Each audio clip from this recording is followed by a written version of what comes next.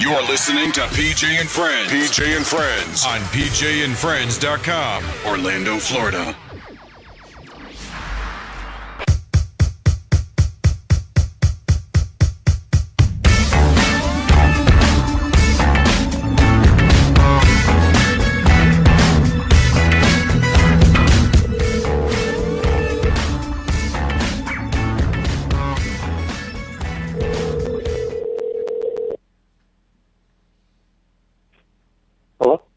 Hey.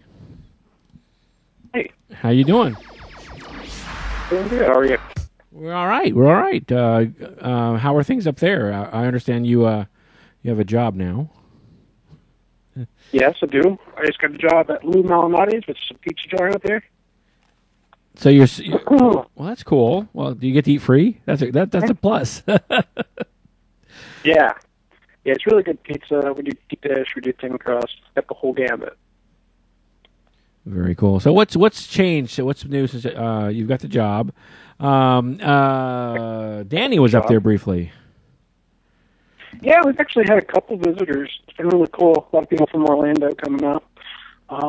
Danny came up for a few days, so it was cool getting to see him again. Good to see how he's changed and things have been going on with him. And then Stevie came up for a little bit. He was visiting his family, I guess, and he stopped for a day in Chicago. That's cool. Good to see Stevie. Yeah. That's cool. So we need more of you guys to keep coming up here. Yeah, well, I take up too much room. Besides, you guys are so much younger than I am. I went out to, I'd gone to the Penguin Knife Fight, one of their things, and I went without afterwards, and it was like sitting at the kids' table. I'm 46. Oh, yeah? These guys are like, you guys are, I had absolutely nothing in common. I felt really out of place. But you guys are, it's a great thing. I mean, it's a great thing. It's just, and I've had like Mike Carr and John Hunter say, you really need to relate better. I'm like, I'm 46 years old. What am I going to relate to? Power Rangers? I don't think so. I don't get. Yeah, I actually never got to see a Penguin Knife Fight show. It was one of the things I was bummed out that I didn't get to do before I left. Well, hey, have you guys, have had any chance to perform at all? Since we've been up here? Yeah. Sorta. I say sorta. There's a bunch of groups. I think I might have been telling you about this a little bit last time, but I might not have, so I'll recap if I didn't. They have a lot of bar-prov groups up here, which is just kind of like bring your own team, sign up 2 weeks in advance, and they'll just let you do like a 15-minute set of whatever you want to do. Yeah. And they have a bunch of different teams that signed up, so it's kind of cool. So there's the opportunity to do that, and I know we have friends that do that, and we've been trying to get in, conversation with different people that we've been taking classes with about setting up like a bar prov team, or just doing like a rehearsal or something at someone's house, which we've done before. And so the opportunity is there. We haven't gone through and done that yet, just because me and Tony both have jobs, and we were the ones that were mainly talking about it, were me and Tony. And it's hard to get schedules together to do that kind of thing. Right.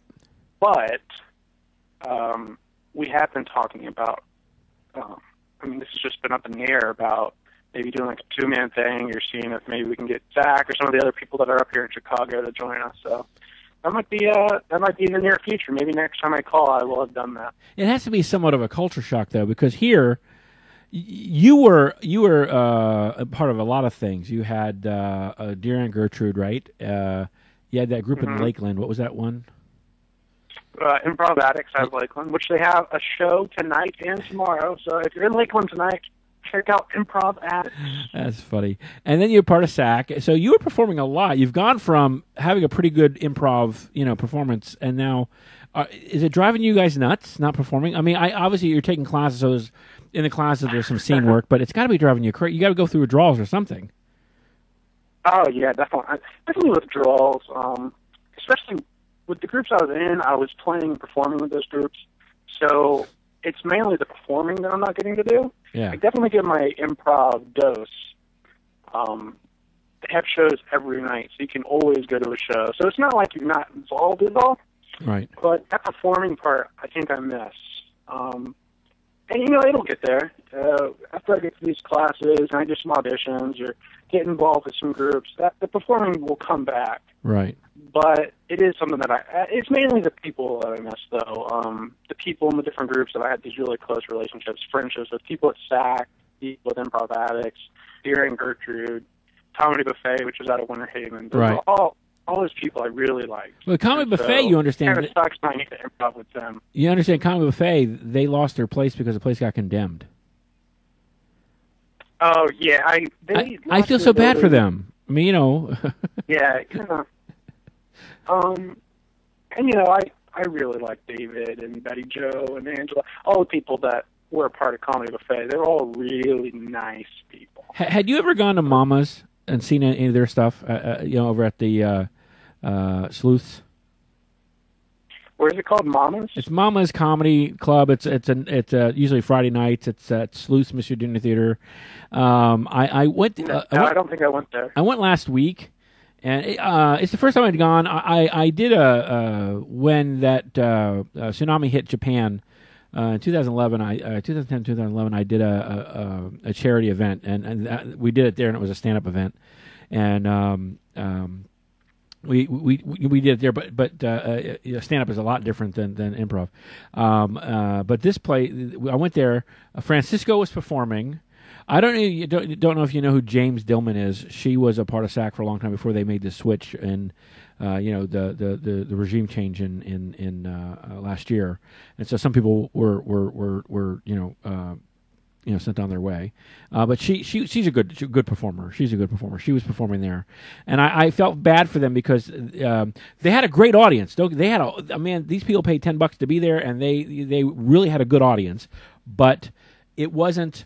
We have been trained to a certain extent. I got to give Mike Harnham some kudos because we've been trained to some of the scene work and the story arc and so forth, and not just going for the funny and the quick joke.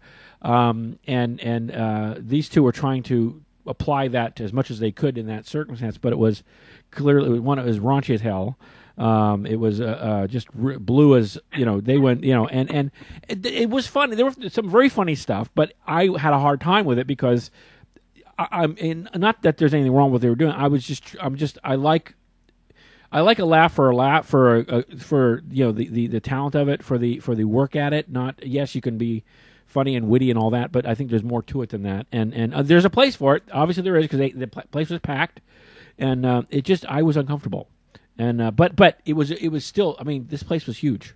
It was just packed, and I mean anybody would kill for an audience like that. Well, I don't know about kill, but if you killed, then you wouldn't have an audience. So I guess you can't kill people. Stand-up's that's a different beast altogether. I will say that I personally, and I've done stand-up a couple times. When I say a couple, I mean twice. Right. Yeah. But each time I've bombed, and I think that's par for the course for people just getting into stand-up when you first start. I mean, you've never done that before, and a lot of it just comes with time and just doing it. But a lot of people bomb their first time. If you don't, God bless you. But I bombed a couple times, and it's a very scary feeling right. Up there on stage and you're bombing, especially when you're alone. Because at least with improv, if you're doing if the scene is going poorly, which and that's a whole other thing altogether. But if you don't feel like the scene is going well, which for one you're in your head, but at least you have someone else up there with you. Right. Right. So well, if I look stupid with somebody. Right. What I was talking about though is at Mama's they do an improv night. Not just didn't mean stand up. I meant it was they did the traditional tag team scene. They did they did short form. It was short form. But because people were there, that a majority of them were stand up comedians. And so the training that we'd gotten from SAK, where the story arc is there, the work with your scene partner, don't go for the funny, all that. I was watching these two people. They had stand-ups. I was watching these two people from SAK try to, they were happy to be playing there, but I was watching them try to apply some of this stuff to two people that had no training at all. They were still very funny in their own right. They were very funny. They had it was a great audience. It was just. I don't know. It was. I guess it's kind of like high society. I say that badly. It's kind of like high society going down to, and you're like, and you're looking, and I don't mean it, but I should have been wearing glasses with my down my nose, saying, "This is not improv. What are you doing? You are messing this up. What are you?" But it was. I didn't laugh, and I know there are people, the people at the table that I was sitting at. Here's the thing: you make a reservation, you go in there, and you buy your ticket, and they assign seating. So if you have a group of people, they assign you to a table. But if you're one person like myself, you get set next to people that you don't know, and it's okay. And clearly they had fans because they had people that knew them and that were back, and they had a loyal following. But I wasn't laughing at everything, and it wasn't that I didn't like it. I was watching it from an eye of, okay. I can't say as a professional, but I can say that we've been taught to look for certain things, and I was looking at it, and I could tell. Right. I tell people at my table were really like, "What's wrong with him? He doesn't find this funny." And it's not that I didn't find it funny. Some of it was very funny, but I don't want to go blue. I mean, I don't mind cursing if if it's germane to the scene. I don't mind. I have no problem with that. But if everything's fuck this, fuck that, eat this, eat that, do this. I mean, there were some pretty raunchy stuff. I don't know. I don't think it's my cup of tea. I mean, I completely agree with you as far as looking at something. What's the word? Is it objectively or subjectively? What's the word I'm looking for? Subjectively? I think it's subjectively. Yeah. When you're a student and you're looking for the specifics of what's going on in the scene, you're trying to call it. Okay, now he changed here. That's one of the big things they tell you when you're up in Chicago, is that you can't watch improv for fun anymore. You've got to be trying to understand what's going on. And doesn't it helps you get better? Doesn't that make it even worse though? When you go to a place like, for example, I've been to a few improv festivals, and I've only performed in a handful of them. Like I say a handful, maybe 2 or 3 times, and 90% of the audience, because there are people in from out of town, it's all other performers.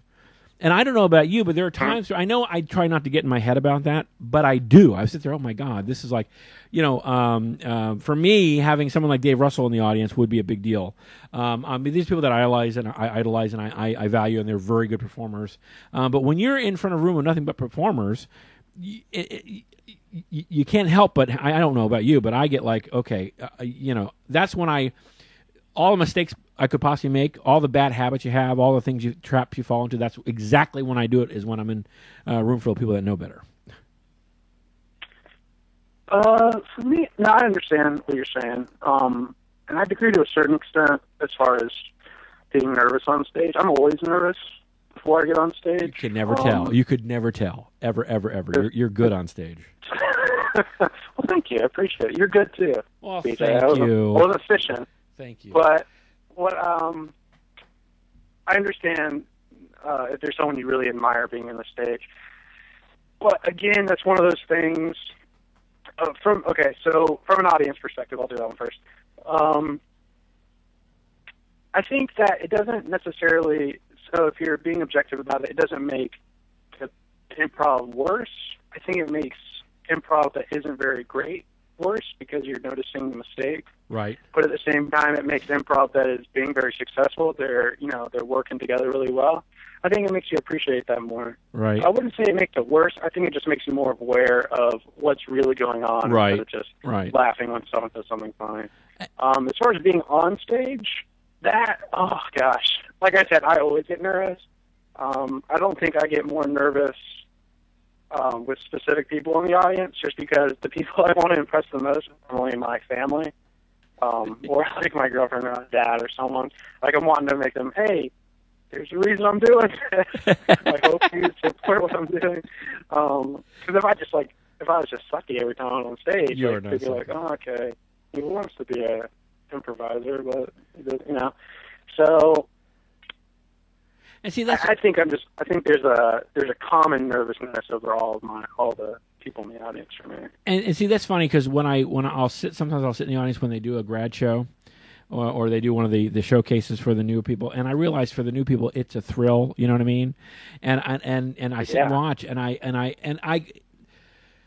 don't know how the teachers do it where they don't react, because it's kind of like watching, it's like a nail biter. You're sitting there thinking, and you see them fall, and you see them, the transaction scene, or you see the the blocking, and not that we all don't do that, but we're a little better at it. Or the endless questions, or you see the rudimentary things you're told not to do. And or like when someone does a run and not one person is at the same pitch and the same rhythm, and it's not like I can sing a choir. I couldn't certainly do it, but that's how I do run. Yeah, I'm never on the same pitch. Right. And I sit in and I feel so bad. But the thing is, you look up there on their faces, they're like, "Oh, this is so great." I don't know how the teachers do it, because they sit there and they're professional and they're good. And as I said, I had a thing about Mike Carr the other day. He was in the audience watching, what was it? I think it was the Jan S show, and I was teching for the Jan S show. So I'm in the far back of the theater, and he gets up, and I swear to God, he mooned me. He didn't mean to. But and he swears to God he didn't do it. He swears to God he got up. He said, "I did." No. I said, "Yes, you did." He said, "No, you didn't." Yes, what did he do? He his pants. I saw crack. Oh. One of the other thing we do is when we're in the back there, and all the you got the ensemble members. Oftentimes they'll be in the back when they're watching any kind of show. And it's funny when they forget that they're not on stage and they all call for a blackout, and you can't listen to them because they're in the audience. They'll go and sweep their arm, and no one else sees it because they're usually in the back. But every once in a long while, they catch themselves and they swing their arm in the audience trying to call a scene, and it doesn't work. That's funny. Yeah. I think I remember that when I went through SAK, the teachers I had were Richard. I had Steven for level 2 and level 3. Richard was for level 1, and then I had John for level 4, obviously. John's always level 4, but he's good. He's good. He wraps it up pretty good. Who? What was that? John. He always does level 4. He does wrap it up. He does. The last person you see as you exit the classes. Yeah, he's good about that. I don't know. I got such a good feeling from all those guys. Because it's improv. I mean, you're on a stage and you're acting, so there's a fair amount of lightheartedness about what's going on, and you can take it very seriously. I mean, if you're trying to get really serious about it, trying to make scenes really work, and it gets that way once you get better.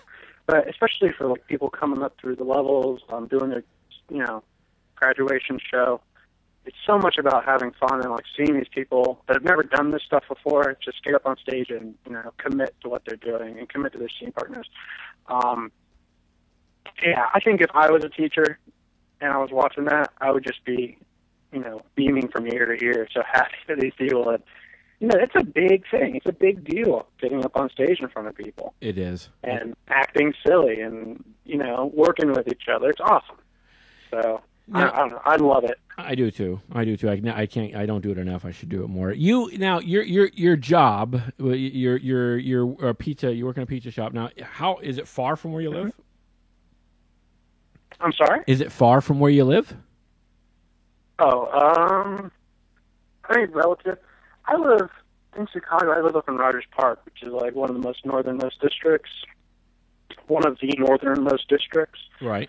And so it's not far away from everything because we live right by the Red Line, which is the subway system. Right. So everything is, a couple stops away. It's about, let's see, I'll give you a rundown. So IO is about 25 minutes away. Right. On the Red Line. Right. And it's right off the Red Line. So you walk for, 5 minutes, get on the Red Line, ride 20 minutes, get off the Red Line, walk 5 minutes to IO. So it's not that far. The job, Lou Malnati's, which is the pizza place. I don't know if I should keep saying the name. It is about 35 minutes away. So it's more towards the Loop. And then my school is 45 minutes away. So it's a couple stops past that. So, it's a fair commute. But as far as, being in the city, I think they're pretty short. Now, did you get my email about the Home Alone house? I doubt it. I haven't checked it out though. You need to. I mean, that's my. You know who you need to tell that to probably would be Zach, because Zach went to Oregon to see the Goonies. He followed apparently all the sites the Goonies did. I don't know how interested he'd be in this, but I think that's kind of cool. Apparently, the house they actually filmed in, they did there, and then they rebuilt the set, the whole thing in like a school gymnasium to do some of the shots. But I thought it'd be cool to I guess here we live in Orlando, and there's all sorts of movie sites here. I'm worried about Chicago. They're my favorite Christmas movie. Well, yeah, right. Before he went weird. Home Alone. Home Alone. That's you. Well, hey, buddy, I thank you for giving me your time today. We've been on about 20 minutes. Yeah, absolutely. Are you able? Absolutely. Here's Time the thing. flies by. I have had several other calls in, and are you able to hear me? Okay. Yeah, I can hear you fine. Okay. Good. I just want to make sure everything's cool. All right. Well, Comic-Con's here, or MegaCon's here this weekend, so I'm going to do that. I teched every day this week except for Tuesday, so I'm about tired of SAK for the week. Are you cosplaying for Comic-Con? No. I'm not that. No. What does cosplaying mean? When I said it, I'll say Bo's definition of it, which is to dress or maybe even act like a character from something that you enjoy. I would. Bo's cosplay definition. I would do it, but I don't have anything good. One of the first years I went was right after the Lord of the Rings came out, and one guy had two of these guys came through like they had the real headdress of the orc, so they had the orc outfit on, and they looked really good. And it was so hot in these things. One guy took it off, and he was literally drenched in sweat. And as he walked by, the lady who couldn't, there was this older lady who said, "I can't believe you took your head off. That was so convincing until you did this." And never mind the poor guy looked like he was about ready to pass out. But they had some really, really, you got to figure too. You got people here at the Dave School, people that work at Universal, people that work at Disney, some really talented people that can make some of these costumes. So they look pretty good. So yeah, I would love to do that, but I think I don't mind looking silly or funny, but I'd like something of quality, silly and funny. You know what I mean? Who would you dress as if you could dress as someone? I don't know. It would probably be something made up. I don't know if it would be somebody I do. It would probably be some '70s superhero, a fat Cap Marvel. With his lightning down his shirt, and he has a gay ass cape. Did you see the '70s version of the Shazam? No. Okay, go on YouTube and look it up, and you'll see what I'm talking about. He's got this cape, but it's a gay ass cape. It doesn't quite hang up right and all that. And the only reason I would do it's nostalgia, But I might do that. I might do some sort of knight, or medieval kind of thing. But then any of those things would be really. I think anything superhero-ish, which is like spandex, would be cool as far as easy to wear. Anything that requires like a lot of heavy stuff like knights and I once went as a wizard and I sweated like crazy under a big robe. So I don't know. It'd probably be some sort of superhero. What would you do? Yeah. Oh God. I'd probably dress like Doctor Who, maybe Doctor Who. You could pull it off. You could pull that off. Who. Yeah. I'd have to. Yeah, I've got the glasses. I don't know which Doctor Who I would do. Maybe David Tennant. I don't have the skinny frame of David Tennant, but he's one of my favorite actors. Maybe Matt Smith. It's got the bow tie, which is kind of fly. You should remake. I know I posted a video for that Oscar Mayer baloney thing, and the kid. You could redo that whole thing just as the older guy and pretend like you're him. I bet you any amount of money if you did that and did it just right, it would work as it would go viral. It would be creepy though. Why not? You sit there with overalls, and he has one thing undone. He's got a sandwich. He's got that little fishing rod, and he's tapping his foot. That's it. You could do it. You could do I it. look like a hillbilly. Well, hey, I can't help you there. Dennis the Menace and big. Just explode. Well, I'm gonna let you. Right. That would be fun. I'm gonna let you go.